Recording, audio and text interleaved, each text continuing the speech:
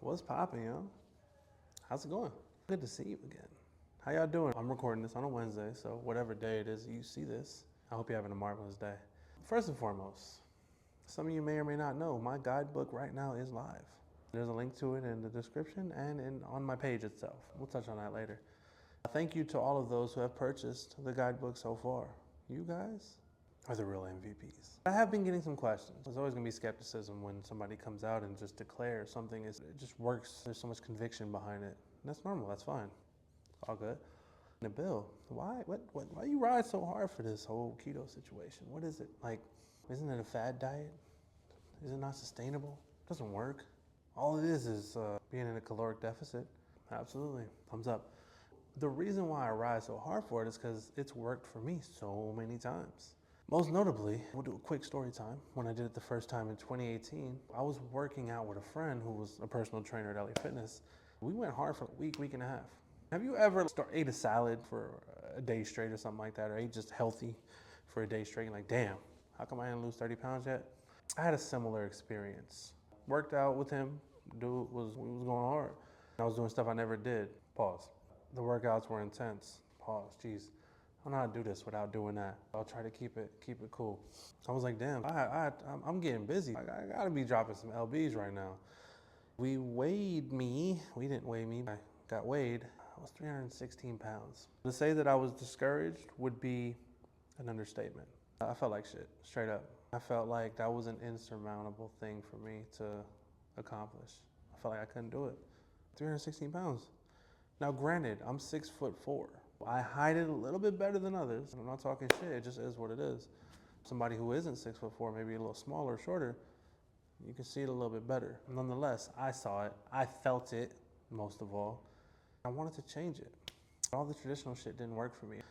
I'll be real with you, I never gave them the most honest shot because it just didn't work. The transitionary period just wasn't realistic for me. I used to get wild headaches if I didn't eat the way I was eating, which was horrible. McDonald's, Taco Bell, Mountain Dew sodas, Sprite, cereal, all the shit that keeps America fat. And this was always a pain in the ass. So, there happened to be a friend of mine I went to college with, and she had posted about keto. And I was just like, what is this? What's going on with this? Let's inquire. She gave me a little information, gave me a grocery list that to the one that I have in the guidebook. And the grocery list was the most enticing thing, simply not because of the list, I don't care about that, but the things that I could have. And I will always say that's the best part of this. When I saw that I can eat scrambled eggs with cheddar cheese, bacon, cooked in butter, and I'd be losing weight. Of course, it sounded wild, good to be true, but you're cutting carbs, okay? Short science lesson behind it is that when you're eating regularly, your body does the carbs and the sugar, and it burns that. When you're doing keto, you cut those out completely and it starts storing fat. Going after the stored fat in your body. And that's when you just start losing weight rapidly, okay? It just was a no-brainer, you know what I'm saying? So fast forward 6-7 months, I believe, and I lost 60 pounds and I was like, holy shit. Like that actually worked.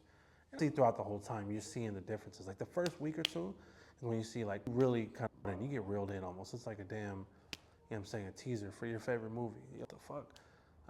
To de-bloat, you just feel different. You know what I'm saying? Some people experience what's called the keto flu, where it's like your body's transitioning, obviously, from how you were eating, how you were conducting yourself, and you may get headaches or like some minor cramps. All that subsides, obviously. And it's, when you think about the benefits, it just completely outweighs that. This isn't like a damn pharmaceutical commercial where it's like the side effects can be death. It's like worse than whatever the hell you were treating. No, it's not the vibes. It just becomes addicting. After that 2 weeks, you're like, oh, all right, let's do this. Let's lock in. And just go on autopilot, basically. You know what I'm saying? You keep making small deposits every day, and the deposits are you choosing not to eat the shit you used to. No carb, no carb, no carb, no carb. And the dividends are you losing weight. And it just starts happening more quick, just rapidly. You know what I'm saying? It starts to compound, basically. It's just a no-brainer, man. So I lost the 60 pounds or whatever, and shit happens, guys, okay? Them motherfuckers right back. And I'm not right back, and of course it wasn't all 60. Pardon me, it wasn't all 60. But life happens. It's ebbs and flows. You got valleys, right? It's up, sometimes it's down. That's life. It's not gonna ever change. That's gonna happen. The most important thing is how you navigate that. How do you bounce back? So I did it multiple times.